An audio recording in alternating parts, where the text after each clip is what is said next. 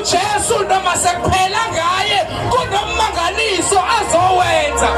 Andilento lelithi iBhayibheli, this was Jesus' last mission on earth.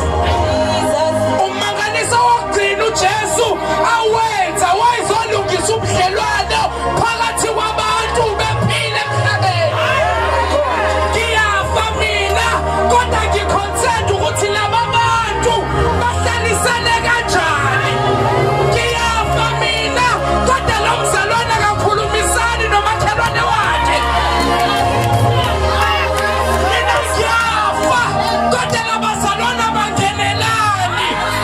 Angikhulume izwi alithi mame bheka indodana, nawe ndodana bheka umama. Sengiyafa mina, sengiyafa mina kodwa inkinga inomuntu. Umuntu uzokwenza njani? Mama uzokwenza njani?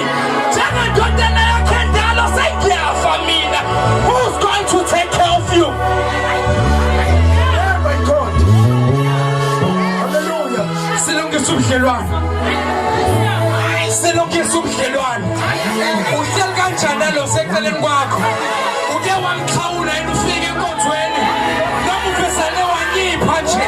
Kodwa uJesu uzothi namhlanje, uthi namhlanje sengikuthethelele usukanye nami eparadise. Kodwa uma ungahlalisene kahle labantu noma intethelele isifikile, bathi uzovalekela ngoba uhlalisene kahle nabantu. Ngiyafa mina ngiseyinhlungwini futhi, but this is what I want to do. Nayinto engifuna ukuyenza, sengiyahamba, sengiyakubaba. And Maria, thank you.